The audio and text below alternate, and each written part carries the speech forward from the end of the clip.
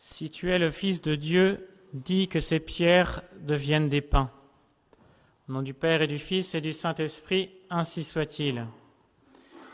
Bien, chers frères, en ce début de carême, l'Église nous montre notre Seigneur face à la tentation et nous avons eu aussi le rappel au début de la Septuagésime de la tentation d'Adam et Ève. Cela pour nous montrer que nous entrons dans un temps de combat spirituel, auquel l'Église veut nous préparer et aussi pendant lequel elle veut que nous combattions vraiment. Et pour cela, il faut que nous sachions qui est notre ennemi et donc savoir comment nous battre, regarder comment il a fait tomber, spécialement notre mère Ève, dans le paradis terrestre, car il s'y prend un peu toujours de la même manière, et il est bon pour nous de méditer sur ce passage plein d'enseignements du début de l'Écriture sainte. Nous voyons donc Ève qui est parfaite, qui, avec Adam, a reçu la perfection de son intelligence et qui ne peut pas se tromper. Selon ce que le bon Dieu leur a donné, ils avaient ce qu'on appelle l'intégrité, la pleine maîtrise d'eux-mêmes, et leur intelligence ne pouvait pas se tromper sur ce qu'ils voyaient, sur ce qu'ils entendaient. Alors, ce serpent qui s'approche, cet animal qui lui parle, certainement, pour elle, ça a été, elle n'a pas pu, si elle avait reçu l'enseignement, dans la mesure où elle avait reçu l'enseignement d'Adam, on ne le sait pas exactement, mais elle ne pouvait pas être trompée sur le fait que cet animal qui parle, c'est quelque chose qui sortait de l'ordinaire. Donc elle avait les armes pour se défendre, elle avait l'intelligence pour comprendre ce qui se passait, et voilà que cet animal lui parle, et il commence par lui poser une question bizarre, un petit peu obscure. Est-il vrai que le bon Dieu vous a interdit de manger de tout arbre de ce jardin? Ou selon les versions, est-il vrai que le bon Dieu, ne vous a pas permis de manger des arbres du jardin, de tous les arbres du jardin? Et elle répond non. Le bon Dieu nous a permis de manger de tous les arbres du jardin. Mais il y en a un que nous ne pouvons pas ni manger, ni même toucher, ajoute-t-elle, par rapport au précepte que le bon Dieu donnait directement à Adam. C'est peut-être une interprétation authentique de la loi, qu'il ne pouvait même pas toucher. En tout cas, ce qu'elle dit, certainement, nous disent les auteurs, les exégètes, était vrai. Ève dit la vérité, elle répond au serpent ce qu'elle devait répondre. Et comme il ne peut pas s'attaquer à son intelligence, il va chercher le moyen de contourner l'obstacle en la faisant désirer quelque chose qui semble bon mais qui est mauvais. C'est seulement comme ça qu'il pouvait faire tomber Adam et Ève, comme ça lui-même qu'il est tombé du ciel, alors que les dons de l'intelligence étaient parfaits. C'est la volonté, c'est l'affection qui peut se aveugler par une attention portée vers quelque chose de mal, de séduisant, qui peut aveugler cette intelligence qui normalement devait être infaillible, qui était infaillible, mais qui s'est faite, qui a été comme annihilée, comme obscurcie par cet acte de volonté mauvais. Et donc, il va lui dire, donc Ève lui répond, elle lui dit « Non, et si nous touchons, si nous mangeons ?» En latin, forte, nous risquons de mourir. Peut-être, alors certains auteurs ont dit, là, Ève, elle s'est peut-être, elle a manqué de courage, elle a dit « Peut-être que nous mourrons ». Elle a un peu douté. Non, ça ne veut certainement pas dire ça, parce qu'elle était encore dans son intégrité. Elle a dit, dans l'occasion, le cas échéant, si nous en mangeons, nous mourrons. Et le démon, mais non, le bon Dieu est bien trop bon. Vous ne mourrez pas. Mais il sait il sait que, eh bien, vos yeux s'ouvriront, vous serez comme des dieux et vous connaîtrez le bien et le mal. En fait, c'est là que le démon attaque. Le démon a commencé à susciter la curiosité. Il est vrai qu'Ève a parlé, mais elle a parlé en disant la vérité. Et ensuite, le démon, là, il ment. Il utilise son arme préférée, le mensonge, la tromperie, et il va donc essayer de détourner son attention en diminuant la gravité du précepte, de la punition, en l'occurrence ici la mort, et en lui faisant voir qu'en fait non, manger ce fruit, elle a tout intérêt à le manger. Vous serez comme des dieux. Alors on peut se demander avec les théologiens, quel est le péché qu'a commis vraiment Ève? Quel est son premier péché? Est-ce que c'est d'avoir parlé avec le démon? Eh bien, la plupart des auteurs disent que non, ça ne peut pas être ça, d'avoir juste parlé. Parce que, eh bien, comme notre Seigneur, voyez, on dit l'Esprit le porta dans le désert pour être tenté. Le fait d'être tenté, d'être sollicité par le démon n'est pas forcément volontaire. Et donc, certainement, le bon Dieu l'a permis. C'était le jour de l'épreuve. Ça n'est pas là qu'elle a été fautive. Elle a répondu ce qu'elle devait répondre en soi. Mais alors, est-ce que serait-ce sa réponse qui était justement donc trop édulcorée?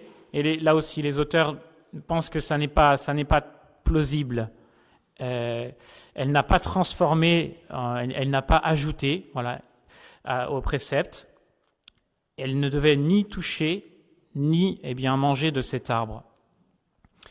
Et donc, la plupart des théologiens nous disent que le péché d'Ève a été avant tout, premièrement, un péché de superbe, un péché d'orgueil qui, en fait, vient de notre désir naturel, que saint Augustin dit qu'il est tellement fort que, pour tout homme, il est le motif quasiment de toute action, c'est le désir de l'excellence.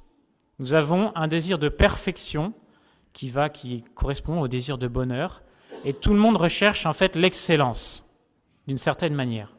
Même celui qui est pécheur, il veut en tout cas chercher à se montrer du plus beau jour, même si malheureusement, ça n'est pas le cas.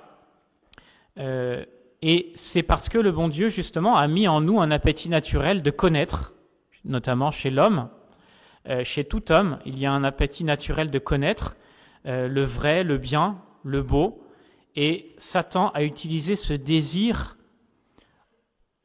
puisque c'était des êtres parfaits, Adam et Ève, ils ne tendaient que vers la perfection, mais ils devaient y tendre dans l'humilité, selon ce que le bon Dieu avait prévu, et il leur promet faussement une science qu'ils n'avaient pas encore finalement, une science du bien et du mal, c'est-à-dire cette capacité de se diriger soi-même dans la vie, dans toutes les décisions, cette indépendance vis-à-vis de Dieu, être comme des dieux, c'est cela qu'il leur proposait, une indépendance qui, en fait, là, était mauvaise. Donc c'est là, en fait, que Ève a péché. Elle a désiré cette élévation dans la science, dans une science plus parfaite qu'elle avait, et qui était, qui était réservée peut-être pour plus tard. En tout cas, ils avaient ce que le bon Dieu, ils avaient tout ce que le bon Dieu, tout ce dont il avait besoin dans le présent pour se diriger. Il n'y avait pas besoin de désirer plus que ce qu'ils avaient, surtout indépendamment de Dieu. Alors, dans la suite, tout cet acte est mais on est obligé de le décomposer. Cet orgueil, a été accompagné d'un acte de concupiscence. Donc, quand elle a eu ce désir de pouvoir être élevée comme ça par elle-même, elle a considéré le fruit. Elle l'a regardé. Donc c'est là, la Bible nous dit, elle a vu qu'il était agréable à voir, à manger. Elle a été attirée. Et donc là, Satan a réussi, vous voyez. Il a détourné son attention sur le fruit défendu en le présentant comme un bien. Et donc, nous disent les auteurs, il y a eu aussi un acte d'impatience vis-à-vis du précepte, d'incompréhension, quelque part d'aveuglement sur la raison du précepte et sur le fait que, eh bien, un fruit si désirable qui peut nous donner une si grande connaissance, pourquoi est-ce qu'on nous interdit de le manger ? Et donc, mais non, vous n'allez pas mourir, le bon Dieu sait très bien que c'est bon pour vous, vous allez avoir une connaissance plus grande, certainement le bon Dieu ne vous punira pas de ça. Et donc, elle va s'impatienter du précepte quelque part, et par concupiscence aussi, eh bien, le prendre et le manger. Et non seulement le prendre et le manger, mais le donner à Adam, son époux, et le faire tomber, et nous tous, dans la déchéance. Et les auteurs nous disent que Adam, certes, a pris le péché de son épouse, mais lui, comme il avait été instruit directement de Dieu, eh bien, son péché était plus grave encore. Il était le chef de toute la race humaine. Il avait reçu une science infuse spéciale, et donc son péché est, au moins vis-à-vis des circonstances, plus grave que celui de Ève. Et les auteurs vont jusqu'à nous dire, en troisième lieu, qu'avec cette superbe, cette concupiscence et cette impatience vis-à-vis du précepte, ce mépris finalement de la parole de Dieu, ils ont perdu la foi. Ils ont perdu la foi, la foi surnaturelle, certainement, parce que, bien sûr, c'est vrai qu'ils avaient une connaissance plus forte que nous de l'existence de Dieu, de cette présence de Dieu, certainement qu'ils avaient expérimenté. Mais il ne suffit pas pour avoir la foi de savoir que Dieu existe. Il ne suffit pas d'avoir peut-être certains raisonnements, certaines vérités sur Dieu. Il faut avoir une foi intègre et croire que Dieu est notre bienfaiteur, que croire que Dieu et sa parole est infaillible. Et eux qui avaient été instruits de la parole de Dieu, eh bien, ils ont douté, en doutant de ce précepte, en doutant de la bonté de Dieu, en préférant cette promesse du démon fausse, eh bien, ils ont même probablement perdu la foi surnaturelle en perdant la grâce. Et donc voilà, bien chers frères, ce triste péché qui est le péché parfait, le péché le plus grave, eh bien, dont nous devons nous souvenir pour nous battre nous-mêmes. Parce que le démon va utiliser la même chose, les mêmes armes contre nous. Et premièrement, il va nous tenter par vous voyez, on voit que Ève et Adam, ils étaient parfaits, ils cherchent le faible. C'est le serpent. Il contourne l'obstacle, il cherche où est notre faible. Donc la première chose, c'est de connaître notre faible. Donc dans ce carême, de nous poser la question, où est-ce que souvent le démon m'attaque ? Et bien souvent, c'est du côté du concupiscible. Il commence par le plus facile pour lui, et ce qui est le plus faible en nous, surtout depuis la chute. Vous voyez, même pour notre Seigneur. Il commence par là, et bien sûr, il met les deux en même temps. Il va chercher à l'élever à l'orgueil si tu es le Fils de Dieu. Mais comme il sait qu'il est affamé, dit que ces pierres deviennent du pain. Il commence par là où l'homme est le plus faible. Donc voilà, déjà, cherchez-nous à nous connaître mieux, et donc aussi écouter ce que les deux autres nous disent de nos défauts, accepter les critiques, les remarques qui nous sont faites, chercher de ce côté-là pour pratiquer ce que l'Église nous dit, notamment contre cette première faiblesse, le jeûne. Il n'y a pas 36 questions à se poser dans le carême. Comment réussir un bon carême ? Que faire pendant mon carême ? La première chose, c'est le jeûne. Et l'Église appelle le carême le temps du jeûne solennel. Un jeûne solennel, ça veut dire qu'il faut faire un effort dans notre nourriture. Qui que nous soyons, même les enfants, il faut leur apprendre à faire un effort sur cette partie de concupiscence pour mettre une barrière, et ça nous obtiendra aussi des grâces. Tout cela est fait par la grâce, bien sûr, il ne faut pas le faire juste pour perdre un peu des kilos. Non, on le fait pour l'amour de Dieu, pour qu'au moment du combat, on ait eu des grâces, qu'on ait aussi l'habitude de se battre, qu'on ait fermé les portes à l'entrée de ce serpent. Donc, première chose, le jeûne, et ce jeûne, c'est en même temps faisant attention à notre faible. Et puis, dans un deuxième temps, on voit que Ève a été excitée au mépris du précepte. Vous voyez, mais non, vous n'allez pas mourir.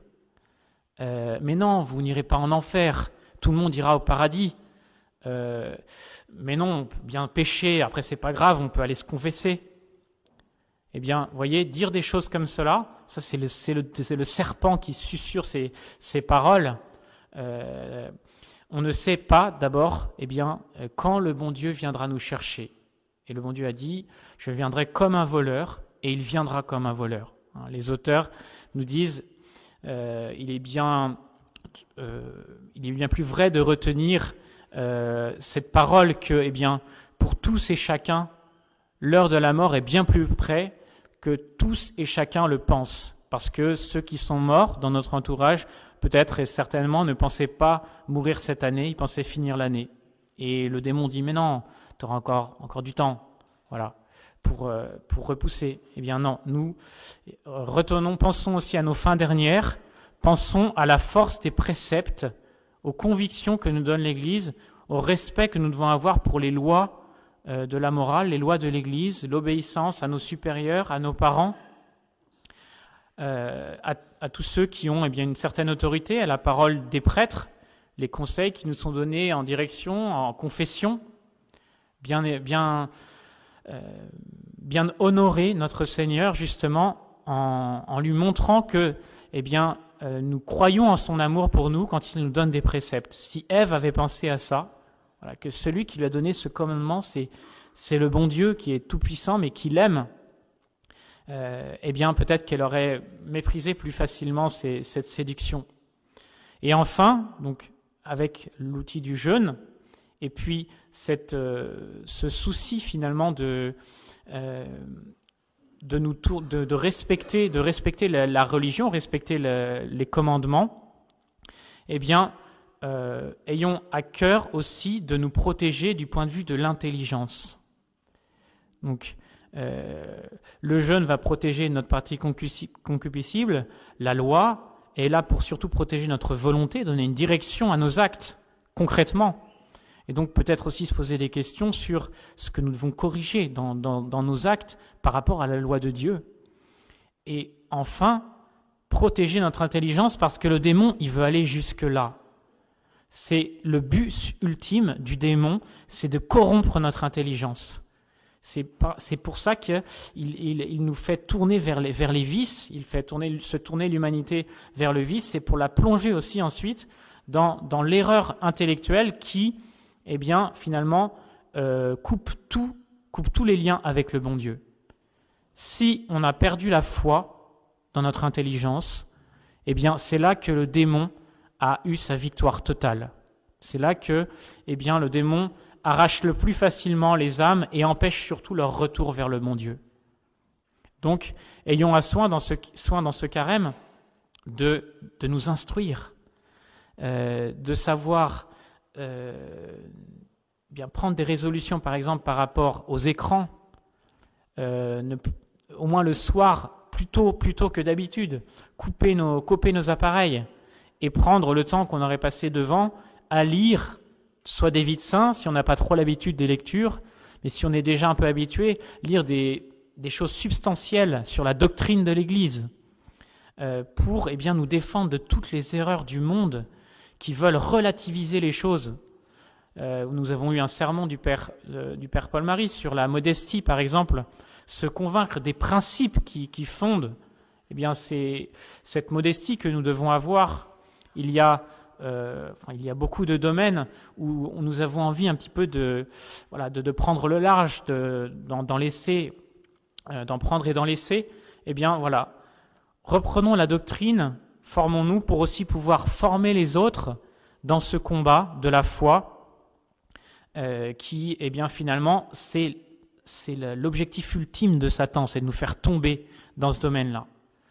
Alors, demandons bien la grâce à notre Seigneur lui-même qui a voulu subir la tentation pour nous obtenir des victoires,